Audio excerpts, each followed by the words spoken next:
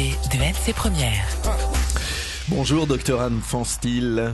Bonjour. Merci d'être avec nous ce matin. Vous êtes médecin à la DAS, la direction des affaires sanitaires et sociales. Vous êtes spécialiste en prévention et spécialiste de ces fameux arbovirus transportés, on le sait désormais, ô combien par les moustiques. Dengue, chikungunya, Zika et même le dernier apparu, le Nipah, on en parlera aussi. Avant de faire un point complet sur tous ces virus, la question que tout le monde se pose, Anne Fanstil, pourquoi toujours autant de moustiques alors qu'on est entré dans la saison fraîche? Les moustiques calédoniens n'auraient-ils plus peur du froid?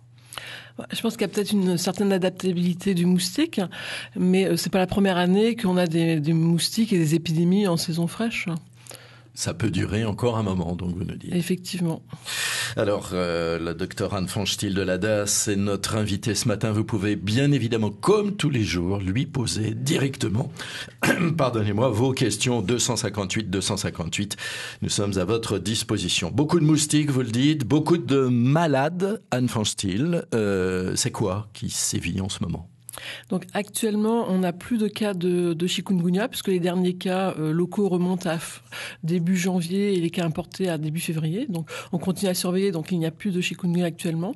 Par contre, on a encore un petit peu de dengue 1, donc des cas locaux. Et pas mal de cas de Zika virus. Donc, par contre, on ne teste pas cette maladie-là puisqu'elle est quand même moins grave que la dengue et le chikungunya. Par contre, on demande à tous les médecins et tous les malades qui ont des symptômes de dengue ou de chikungunya de venir consulter pour faire un prélèvement, mais uniquement pour la dengue et le chikungunya qui sont des maladies plus graves que le Zika.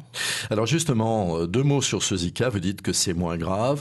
Les symptômes, on commence un petit peu à les connaître. C'est en gros une grippe malgré tout. Et puis ça fait mal, hein. On a pas mal de confrères, pour parler très précisément, là, à NC Première, qui sont malades, et ils sont quand même bien malades. Vous dites c'est moins grave, mais... Alors, disons que c'est moins grave parce qu'il n'y a pas de complications et pas de mortalité. Bon, il peut y avoir quelques complications neurologiques, mais elles sont très rares. Par contre, la température, enfin la fièvre est beaucoup moins élevée que pour la dengue et le chikungunya parce que il y a beaucoup de gens qui sont asymptomatiques et les quelques symptomatiques n'ont qu'une petite fièvre à 38,5. Et après, quelques jours après, donc 2-3 jours après, il y a des éruptions cutanées sur tout le corps qui souvent démangent et parfois, des yeux rouges, des espèces de conjonctivite, des douleurs articulaires qui sont quand même plus modérées que pour la dengue et le chikungunya, parfois des petits œdèmes au niveau des extrémités. Donc, par contre, on demande quand même aux gens de se protéger avec des répulsifs cutanés et de détruire les gîtes larvaires, bien sûr, pour pas contaminer le reste de la famille. Alors, pathologie moins douloureuse, moins grave, mais pas mal de Calédoniens sont arrêtés et souvent plusieurs jours. Pourquoi ? Pour éviter qu'ils contaminent, c'est ce que disent parfois les médecins. Non, en fait, l'idéal, les gens peuvent continuer à travailler s'ils se protègent avec des répulsifs cutanés, il n'y a pas de problème. Après, peut-être quelques jours, enfin vraiment quelques jours, 2-3 jours, en fonction de la symptomatologie, s'ils sont fatigués, s'ils ont le temps de prendre un traitement pour les démangeaisons, mais voilà, c'est en fonction de la symptomatologie des gens. Il y a des gens qui vont avoir très peu de signes et d'autres plus, mais c'est quand même moins lourd comme signe qu'une dengue ou un chikungunya. Alors, vous nous l'avez dit, Anne Fanstil, on ne fait pas de test Zika. Pour quelle raison ? Alors, parce que contrairement à la dengue au chikungunya, pour le Zika, on n'a que le test rapide, donc qui ne peut se positiver que dans les 5 premiers jours de la maladie. Et le problème, souvent, c'est que les gens, quand ils commencent à avoir le Zika, ne se rendent pas compte puisqu'ils ont un petit fébricule et ils ne se rendent compte qu'ils sont malades. Ça veut dire un petit peu de fièvre, mais très faible. Et les gens ne se rendent compte de la maladie qu'une fois l'éruption apparue. C'est d'ailleurs au moins au 3e jour de la maladie. Et sachant que la virémie ne dure que 5 jours, quand ils décident d'aller faire le test, il revient négatif, faussement négatif, puisque on n'est plus dans la période de détection du virus dans le sang. Oui, ils ont quand même le virus et le test dit qu'ils sont négatifs. En fait, ils ont quand même eu la maladie, mais ils n'ont plus le virus dans le sang et donc du coup, le test est négatif.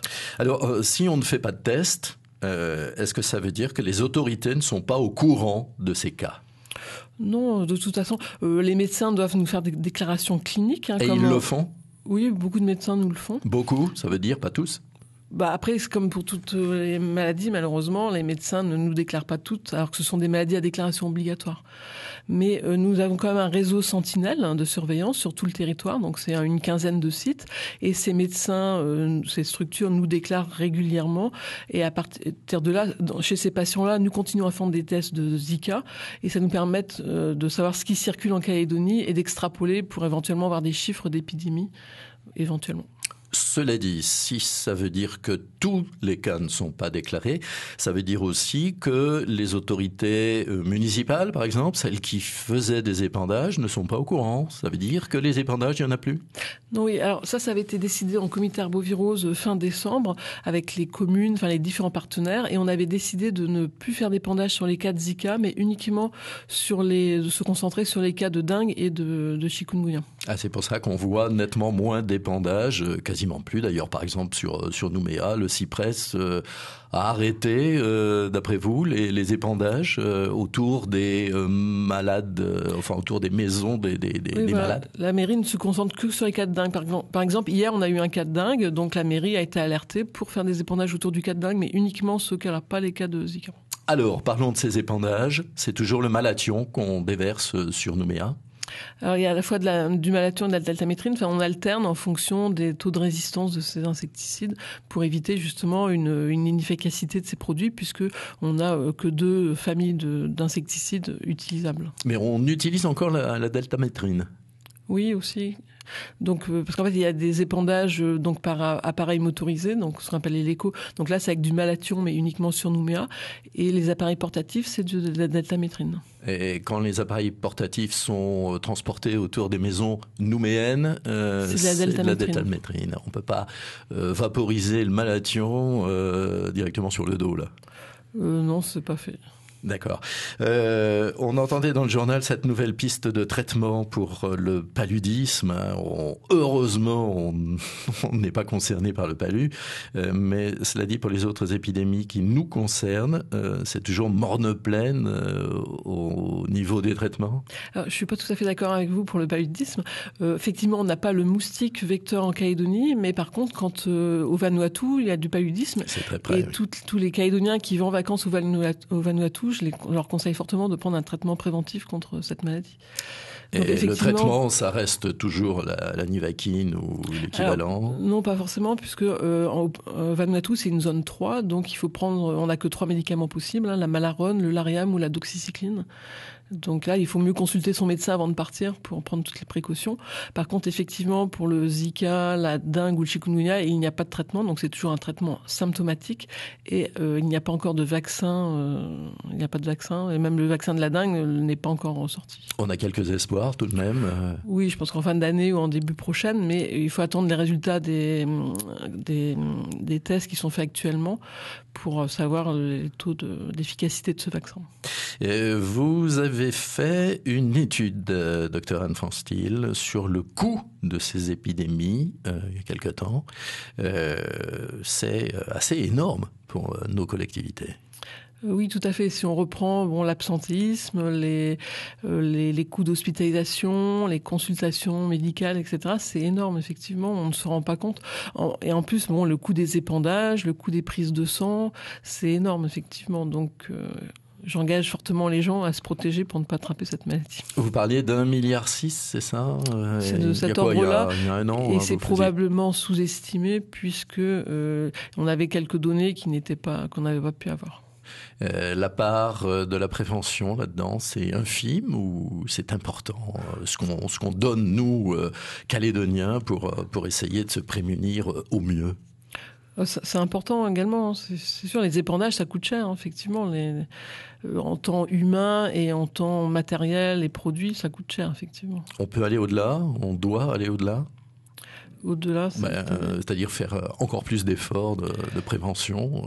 Oui, effectivement. On peut le faire. Oui, on peut toujours faire, effectivement. On sait que les Calédoniens sont améliorés depuis ces dernières années, puisque sur 10 ans, le nombre de gîtes larvaires a vraiment chuté sur la Calédonie, mais pas encore assez, puisque le nombre de gîtes présents au domicile permettent encore la circulation du virus et le démarrage d'épidémies, comme on l'a vu ces dernières années. Donc, effectivement, si on arrivait à détruire tous les gîtes larvaires, on éviterait les épidémies et les épandages. Très sincèrement, Anne Fanstil, les Calédoniens sont de plus en plus concernés ou bien ils commencent à être un peu las de devoir faire toujours les mêmes choses, nettoyer son jardin, etc. C'est sûr qu'on leur répète toujours la même chose, mais c'est le moyen le plus efficace pour lutter contre cette maladie. Donc, la destruction des gîtes larvaires, c'est 50% de la lutte contre, au moins 50% de la lutte contre ce virus. La docteure Anne Fanstil, médecin de prévention à la direction de l'action sanitaire et sociale, notre invitée ce matin. Vous pouvez encore poser des questions si vous le souhaitez, le 258. Parlons du dernier arrivé de ces arbovirus, le Nipah. Il nous a fait très peur il y a quelques semaines. Bon, on a été rassurés depuis. Cela dit, on ne voit toujours pas de roussette au parc forestier. Pourquoi ?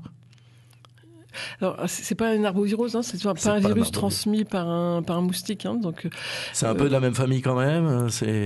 Alors, rappelez-nous en gros ce qu'on doit savoir quand on s'intéresse un petit peu. Donc, c'est un virus donc transmis par les animaux infectés. Donc, ça peut être les chauves-souris. Mais il peut y avoir un contact direct ou un contact indirect. Donc, soit par si on a touché directement des sécrétions d'animal infecté, soit par des objets qui ont été contaminés par ces animaux. Donc, donc les signes cliniques, c'est un peu comme une grippe en fait, donc au départ, et après on peut avoir des complications neurologiques ou pulmonaires.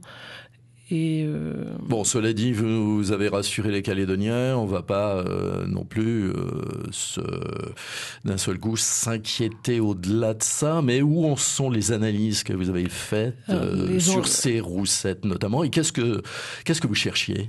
Donc en fait, c'est parce qu'on a trouvé en fait des anticorps contre ce virus. Donc on sait que ces chauves-souris ont été en présence de ce virus à une époque. Peut-être qu'elles ne sont plus excrétantes, donc c'est-à-dire contagieuses actuellement. Donc là, on a retesté tous ces animaux, que ce soit les roussettes du parc forestier ou les porcs, et également on va faire des prélèvements au niveau d'animaux d'élevage ou sauvages. Et des prélèvements ont été renvoyés en Australie, mais on n'a pas encore les résultats. Je pense qu'on les aura en fin de semaine ou la semaine prochaine pour contrôler justement si ces animaux sont encore excrétants ou pas, et pour savoir un peu la répartition dans la population animalière locale. Mais ça, c'est plutôt le service du CIVAP qui s'occupe de ces données. En attendant une étude d'amener au parc forestier les roussettes qu'on pourrait trouver en se promenant. Voilà, faut pas non plus faire une psychose. Probablement, ce virus était là depuis pas mal de temps.